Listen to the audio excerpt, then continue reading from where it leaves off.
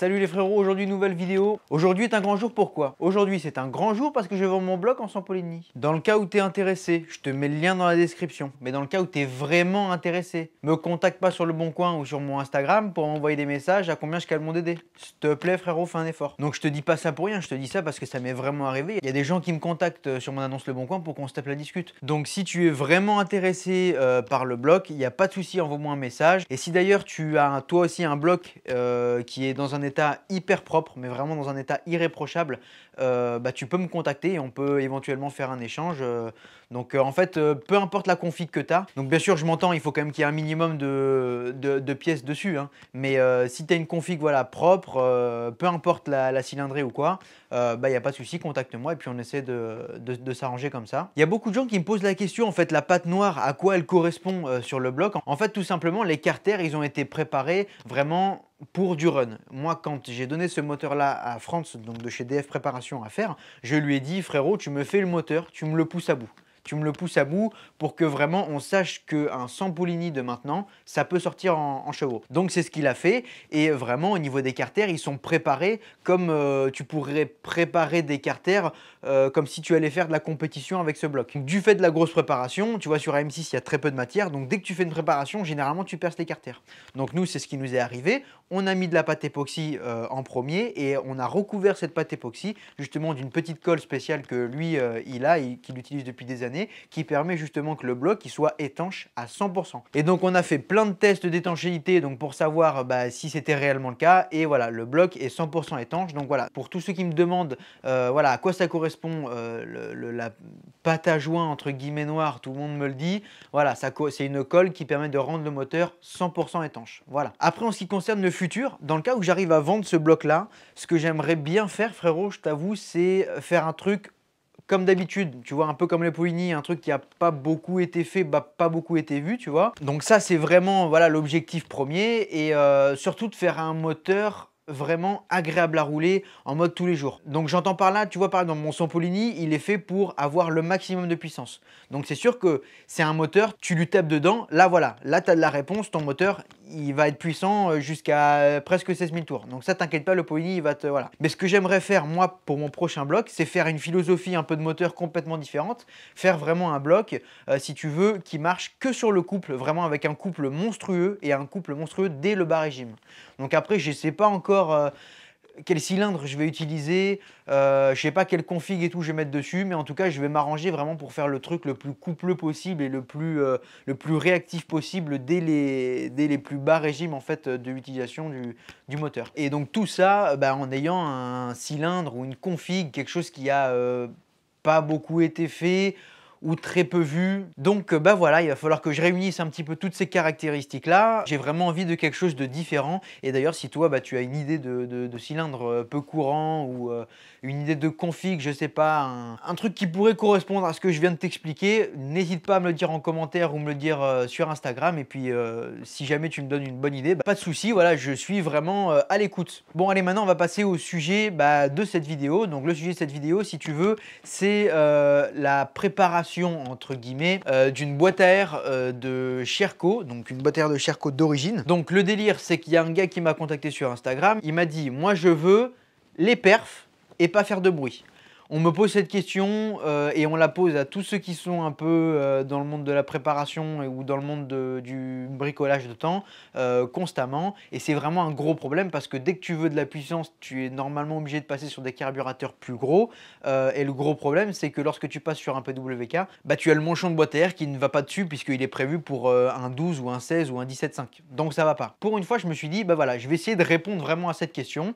Donc s'il faut, ça va pas du tout marcher. Après, on fera si possible les tests au banc pour voir un petit peu s'il y a une différence. Donc voilà, la boîte à air, c'est une boîte à air de Sherco d'origine que je vais toute découper en fait sur le dessus pour gagner un petit peu de volume. Moi, je vais refaire après tout un petit capot en fait en 3D, mais t'inquiète pas, hein, tu vas voir, tu vas tout voir dans les timelapses qui vont être juste après, donc je vais tout expliquer.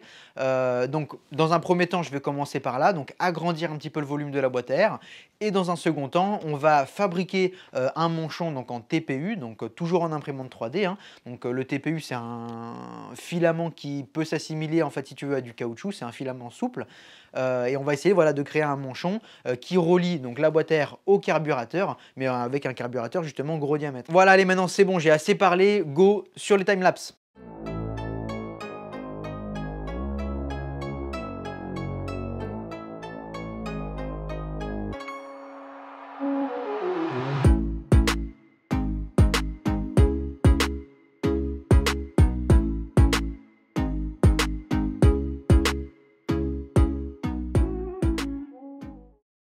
Alors, ce que je fais dans un premier temps, comme tu le vois, je crée une esquisse. À cela, je vais rentrer mes petites cotations pour créer ma première surface.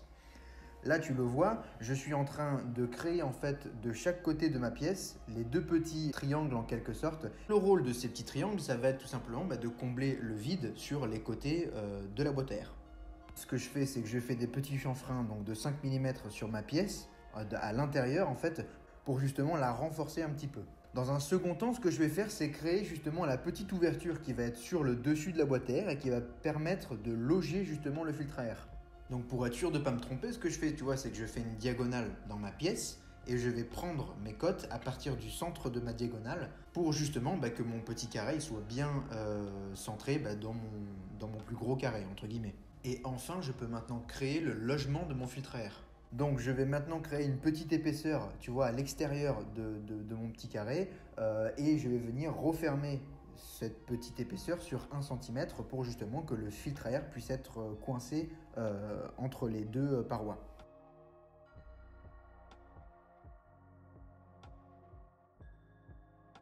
La pièce étant maintenant terminée, donc je l'enregistre, je la mets sur mon bureau et je vais ensuite lancer le slicer. Donc en l'occurrence, moi j'utilise Cura comme slicer et en fait c'est tout simplement le lien entre ton logiciel qui te permet de modéliser tes pièces et l'imprimante 3D. Donc là je remets ma pièce à plat sur l'imprimante et je vais commencer à rentrer en fait tous les paramètres qui sont propres à cette impression là parce que suivant les choses que tu imprimes, tu as des paramètres qui peuvent différer.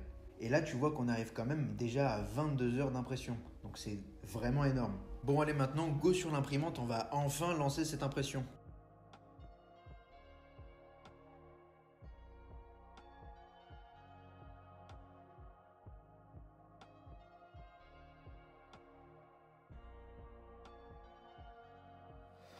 Bon, voilà, enfin.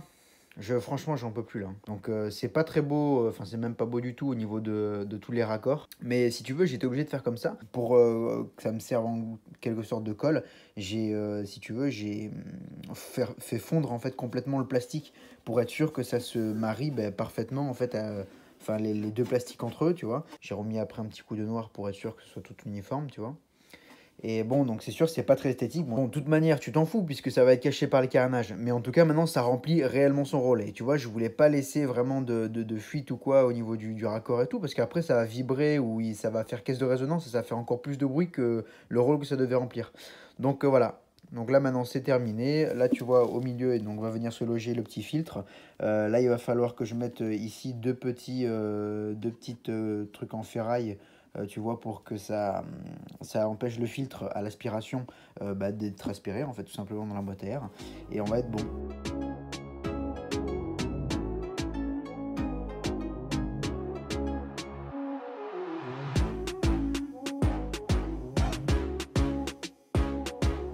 Bon frérot, je suis super content, c'est enfin terminé. Moi là, tu vois, je viens de me réveiller et l'impression, elle a duré 1 jour et 14 heures. Donc c'est vraiment énorme, c'est vraiment énorme. Attends, je vais chercher le manchon. Voilà le manchon. Alors, si tu veux, ce qui a pris le plus de temps, en définitive, c'est pas forcément d'imprimer la pièce en elle-même. Ce qui a pris le plus de temps, c'est que tout simplement, comme tu le vois ici, si tu veux, tu as de la matière en fait qui revient ici. Et alors l'imprimante 3D, comme elle va te déposer du filament comme ça, eh ben, si tu veux, quand elle va arriver peut-être à peu près ici ou ici, tu vois, elle va déposer du filament quasiment dans le vide. Et donc pour ce faire, pour éviter que ça dépose du filament dans le vide, et donc pour éviter que là par exemple, tu vois, tu aies un trou, puisque le filament va couler en fait, ce qu'on fait, c'est qu'on dépose des supports à l'intérieur, tu vois, de la pièce. Et en fait, ces supports, ils vont monter à fur et à mesure avec le reste de la pièce, tu vois, et ils vont justement permettre au filament ici de ne pas se déposer dans le vide, mais de se déposer justement sur les supports qu'on a construits juste en dessous. Donc en fait, en définitive, je te parle de ça parce que c'est ça qui prend le plus de temps. C'est pas imprimer la pièce en elle-même, c'est imprimer l'ensemble des supports. Donc ça, tu vois par exemple, c'est les supports, donc tu vois ma pièce, et ça, c'est les supports qui m'ont permis, donc tu vois, ça venait rentrer, ouais, c'est ça, ça venait rentrer en fait comme ça, tac, là tu vas mieux le voir comme ça, que ça venait rentrer comme ça dedans, tu vois. Je crois même que là-dedans, tu vois, il y a peut-être plus de plastique que ce qu'il y en a dans cette pièce-là, tu vois. Et donc, voilà, la problématique que je t'explique là, c'est un peu, voilà, encore le défaut de l'impression 3D. On n'arrive pas encore à corriger ce problème. Il y a beaucoup de gaspillage pour parfois une pièce comme ça qui... Et tu vois, cette pièce-là, sans support, elle mettait 22 heures ou 19 heures, je sais plus, à faire. Et dès que tu vois, tu passes cette pièce-là avec des supports, tu te rends compte, on arrive à un jour, donc 24 heures, plus 14 heures, un jour et 14 heures. Donc c'est sûr qu'on arrive à des temps d'impression qui sont quand même colossaux. Donc c'est vrai que voilà. Et j'étais d'autant plus stressé parce que si tu veux, je sais pas si tu vas arriver à le voir, mais là elle est légèrement inclinée la pièce. Aux alentours peut-être d'une journée d'impression, tu as la pièce à l'arrière qui a commencé à se décoller du plateau. Alors ça aussi c'est encore les joies de l'impression 3D. Et j'ai vraiment flippé parce que je me suis dit putain ça fait déjà 24 heures que ça imprime. J'ai utilisé, je sais pas, tu vois l'impression elle était ici à peu près à ce niveau là. Et je me suis dit putain l'impression elle est quasiment terminée. Il me reste plus que 14 heures à faire. Je me dis si là ça se décolle, donc ça veut dire que si en fait tu vois, hop, il venait à se décoller complètement du plateau. Je me suis dit, là putain, j'étais dégoûté. Je me suis dit, un jour d'impression dans le vide, du filament à gogo dans le vide. Je me suis dit, là, j'aurais été vraiment blasé. Donc là, maintenant, comme tu le vois, donc tu as la boîte à air, le manchon. Le manchon, tu vois, il va venir se loger, hop, comme ça sur la boîte à air, tu vois. Donc là, si tu veux, dans la boîte à air, il faudrait faire un trou, en fait, ici. Et le trou, je vais pas le faire, tu sais pourquoi? Parce qu'en fait, je sais pas sur sa moto si il faut que tu vois le manchon il soit plus vers le haut ou plus vers le bas, tu vois. Donc comme je sais pas ça, je me dis je vais pas le faire, je lui laisse le faire lui. Donc moi frérot, ce que j'aimerais vraiment bien faire, c'est surtout faire un passage au banc chez LRT Préparation. Donc parce que de base en fait le gars pour qui j'ai fait ça c'est un client à lui. Et il se trouve en fait que ce gars là il avait déjà fait un passage au banc avant, donc avec son ancienne boîte à air. Donc ça veut dire qu'il a une fiche de banc. Et donc j'aimerais bien qu'on puisse repasser justement cette moto là au banc avec ma modification pour voir s'il y a du gain, parce qu'en définitive j'en suis même pas sûr. Si dans le cas ça fonctionne tout ça, j'essaierai de faire les manchons, mais ça prend vraiment énormément de temps, mais j'essaierai de les faire pour Beta, pour Rieju, et donc là j'ai la modif pour Sherco, mais je le ferai vraiment que si ça fonctionne et que si vraiment je suis sûr de ce que je vais vendre en fait potentiellement. En dehors du passage au banc, je vais attendre quand même que lui fasse un petit peu de borne avec, tu vois, qu'on soit quand même un peu fixé dans le temps, et dans le cas où il y a un résultat positif, j'essaierai voilà, de diversifier un petit peu tout ça pour d'autres motos. Voilà les frérots, cette vidéo elle est enfin terminée. J'aime bien vous parler d'impression 3D parce qu'en fait les gens ils ont toujours une image de l'impression 3D qui est pas du tout la vraie en fait. Généralement la plupart des gens se disent que c'est quelque chose de très simple, de très abordable, etc. Mais tu as quand même beaucoup de problèmes qui peuvent être liés justement à l'impression, comme là j'ai pu t'en exposer quelques-uns dans cette vidéo. Donc si tu as bien aimé que je te parle d'impression 3D, et puis même si tu as des questions par rapport à ça ou à d'autres choses de manière générale, n'hésite pas à m'en faire part en commentaire. Ciao ciao les gars!